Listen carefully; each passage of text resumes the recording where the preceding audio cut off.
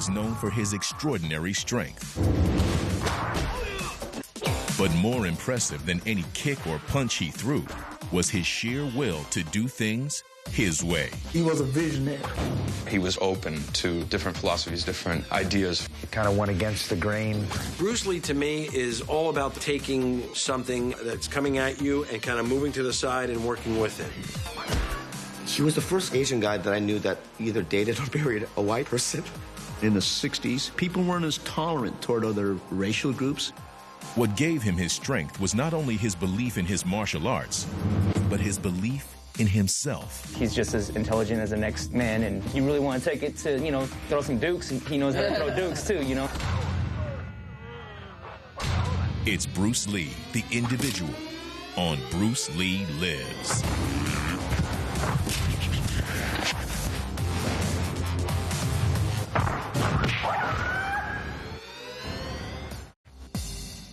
What was so unique about Bruce? He was truly a revolutionary. Someone who was so passionate and dedicated. He was so smart. He brought exactly who he was to the situation. When I hear Bruce Lee, I think badass. He had a lot of wisdom, and he kicked a lot of butt in movies. I think Bruce is one of a kind. I think he was way ahead of his time. Really, when I think about Bruce, I think about a guy that was about finding truth and going to the next level in all areas. He wasn't afraid to be unorthodox. He wasn't afraid to go against the grain. Bruce Lee was a man. Just listening to him speak. Well, Kung Fu, the best example would be a glass of water. So every Kung Fu man is trying to do that, to be soft like water and flexible and adapt itself to the opponent. Watching him fight, watching the way he moves.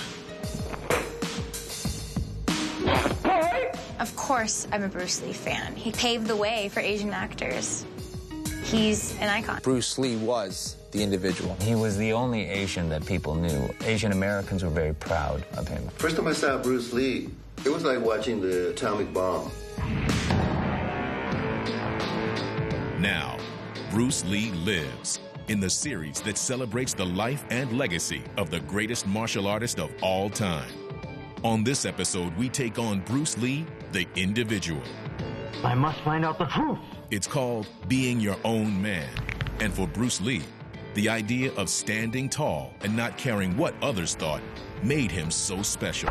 Time and time again, he fought back against the normal way of doing things, constantly thinking outside the box. With anything new, there's obviously going to be some haters, people that are obviously trying to bring you down from what you're doing. He went against the grain and did whatever he wanted to do. He was a true rebel and successful. Part of what Bruce rebelled against were traditional forms of fighting techniques. For centuries, Asian combat methods were divided up into distinct disciplines: karate, kung fu, Muay Thai, and Taekwondo. Bruce took from each of these styles and incorporated them into Jeet Kune Do. Back in those times, everyone was real stuck on tradition. If you did karate, you only fought in a certain stance, certain way, and you do certain things. But Bruce looked at it not as a sport, but as like, if I'm fighting for my life. His approach, allowing himself to be influenced by other masters and other disciplines, I think that was a very modern approach to martial arts. He tried to say, look, there's merit in all these other sports and styles. He was one of the first people that recognized wrestling as a martial art. That was a revolutionary way of thinking. He didn't really have anybody to model after. He was the first of his kind to combine all these different styles, and just the things that he came up with is just groundbreaking. And here was a man that was able to really break boundaries because he knew that the individual has a right to express themselves.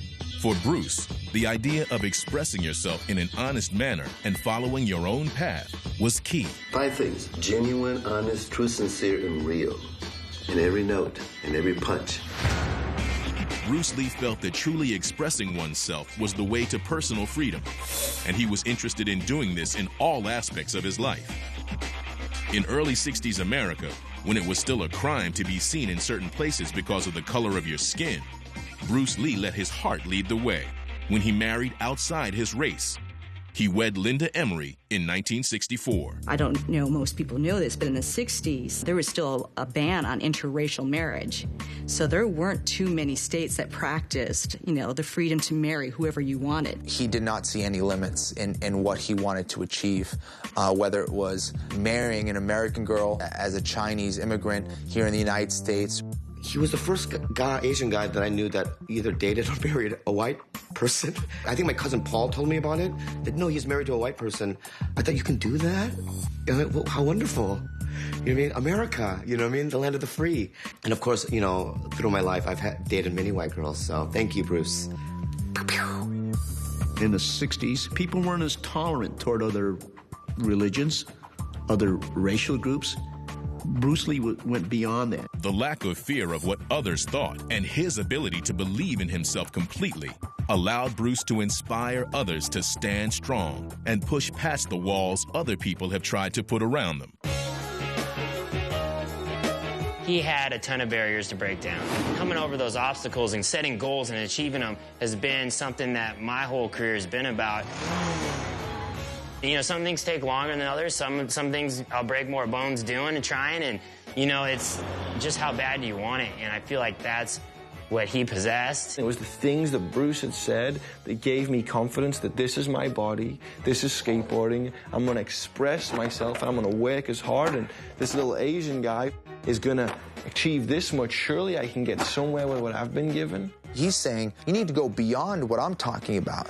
You need to find for yourself what truly is the best technique. That's where his genius really lies. But Bruce's influence doesn't just extend to sports and fighting. Performers of all kind look to him because of the strength of his individuality. The dance group, the Jabberwockies, have exploded onto the scene.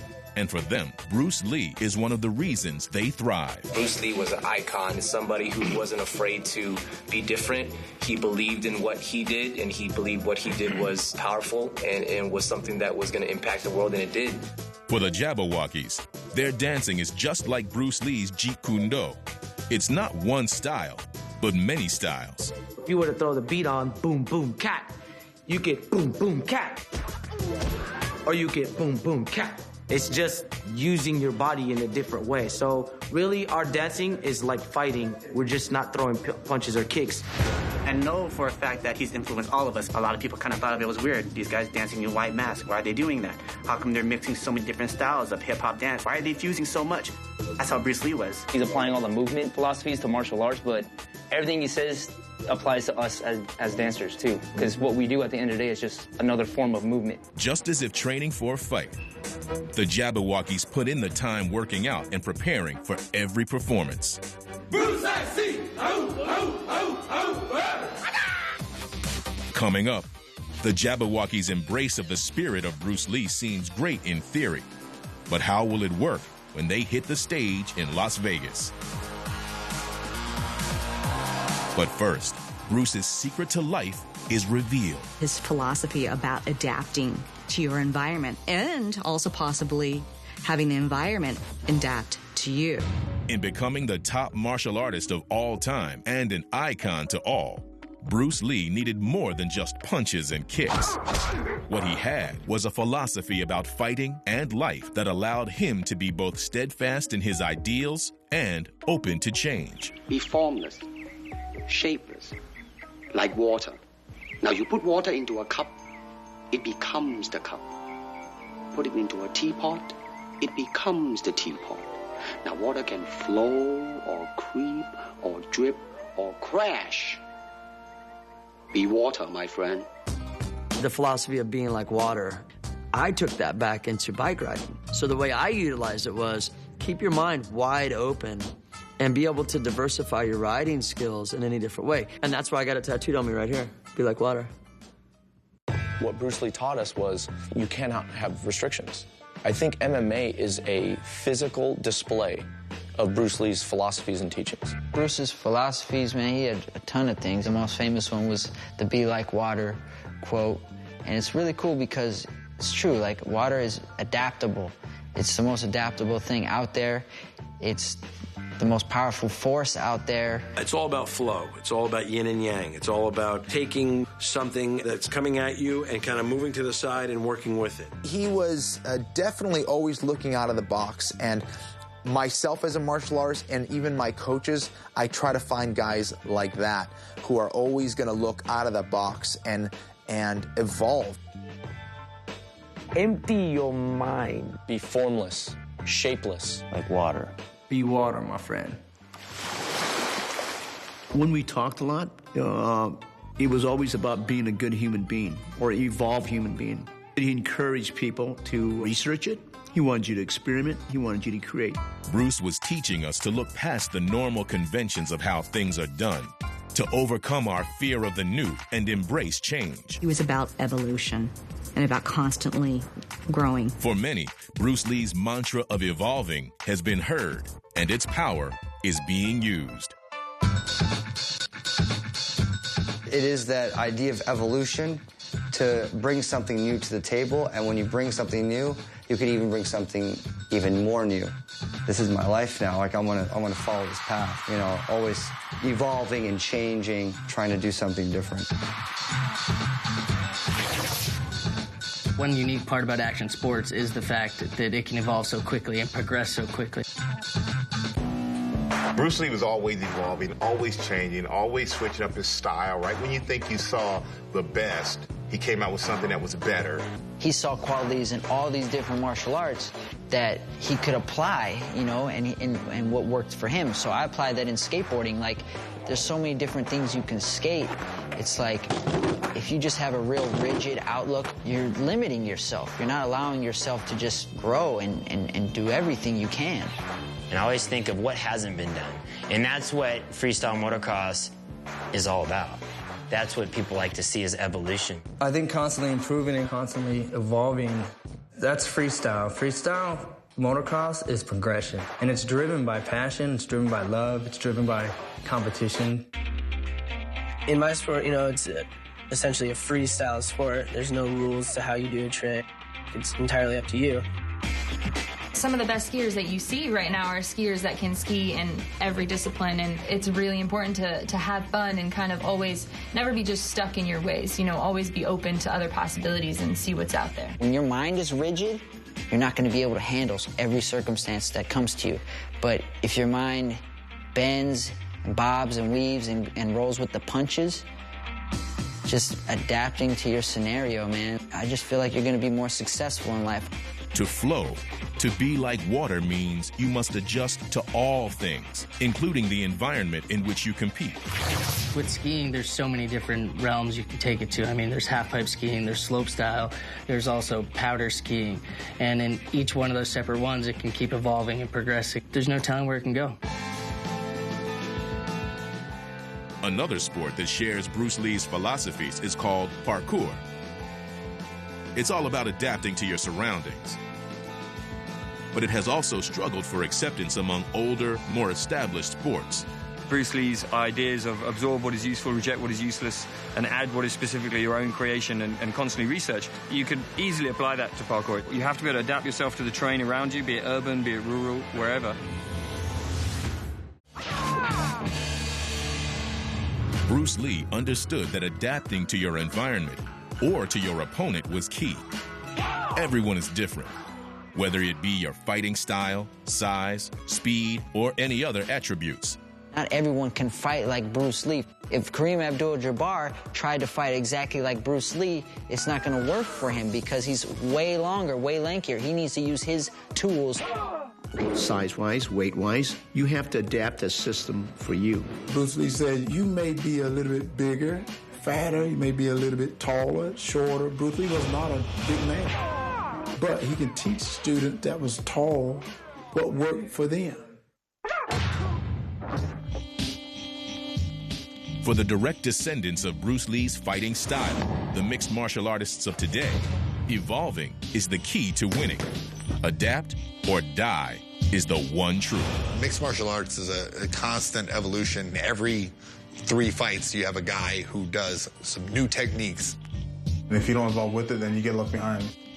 We are always changing as individuals. Everyone's path is different. And that's one thing that Bruce Lee really got into early on. We should not just follow blindly what a master or an instructor or a sifu tells us to do. It's your own individual path. Adapt what is useful. Reject what is useless. And add what is specifically your own. Up next, Bruce Lee's ideals would be put to the test when he would battle his toughest opponent, racism. He said, man, they're not going to make me put my hands in my sleeve and play the typical with the pigtail Chinese men. And the Jabberwockies, inspired by Bruce Lee, take Vegas by storm. Bruce Lee was constantly battling, whether fighting on the streets of Hong Kong or inside the ring in America. His quickness and power had him winning nearly all of his fights. But his physical strength would be no match against one opponent, racism. Bruce Lee's own words lay it out. Under the sky, under the heaven, there is but one family. It just so happens that people are different. From an early age, Bruce Lee understood bigotry. His mother was both German and Chinese, which was a source of confrontation with schoolmates. Bruce went to a universal school in Hong Kong where there was a lot of English, and they were all bigger than he was. So he'd been in a few scrapes because Bruce wasn't the type to back down or to keep his mouth shut either. Took your shoe shine box to get you here for a square off.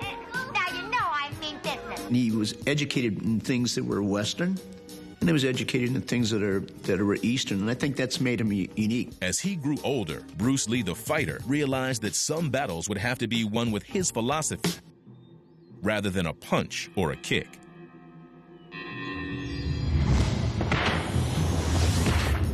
After he moved to the States, and while married to Linda Emery, Bruce was teaching martial arts to all groups. Because of this, he saw racism from fellow Asians. I'll see what you've done. Back in the 60s, the response that he was getting initially from, the Kung Fu community, for instance, was like, how could you? It was considered taboo. And I love that he was able to really just break through those boundaries.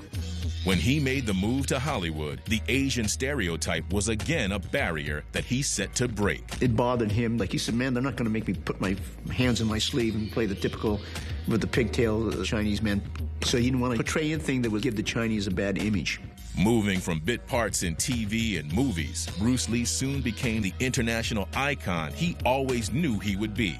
And he did it by staying true to his beliefs about people and race. His whole philosophy at that time was, if you can get the people to appreciate something in the Chinese martial arts, then they can fully understand and appreciate other things in the Chinese culture.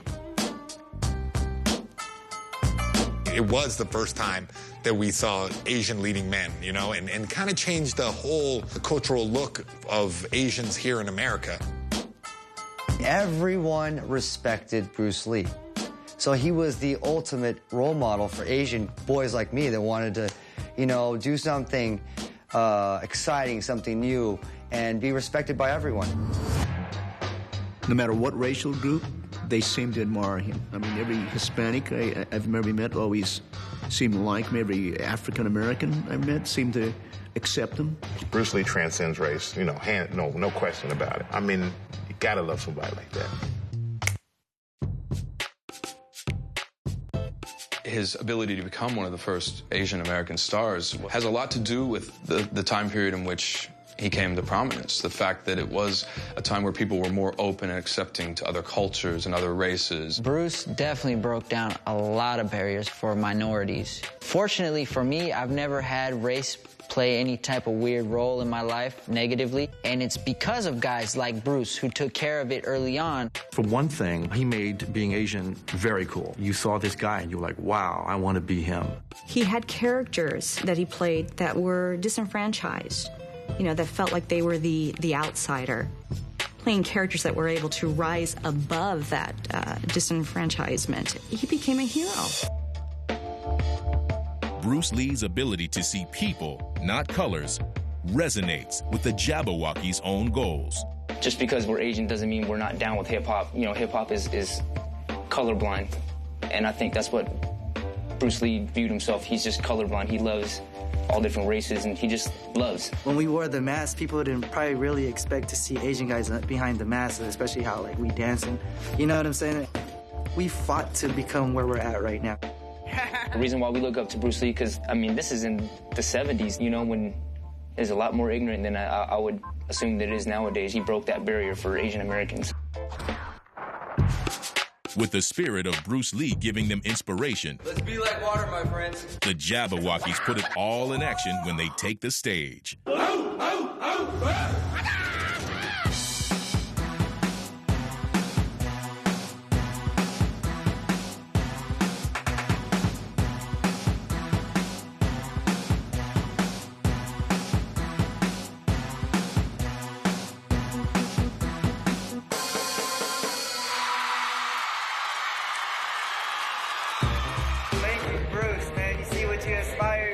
Inspired a bunch of garage kids to now being on stage. Thank you. Thank you so much. Just paying it forward. Bruce Lee started it. We just got to keep it going. We're just a product of him. Bruce Lee's power was beyond belief.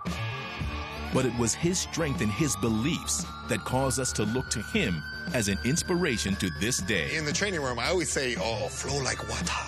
Be like water, surround the storm. You have to really flow. It's not the outer image, it's more who it is within. And I think he took down a lot of barriers. And, you know, that guy's the icon because a lot of people look up to him. We live Bruce Lee's philosophies constantly, and our actions are a representation of his teachings. Because he had such a profound philosophy, that is what allows him to still be in people's minds today. We still talk about him. In the end, he thought out of the box. He questioned it. And I think if you cease to question anything, you cease to grow. Bruce Lee's ideas still grow in the hearts and minds of a new generation of individuals as his influence continues to flow through us all. And because of this, Bruce Lee lives.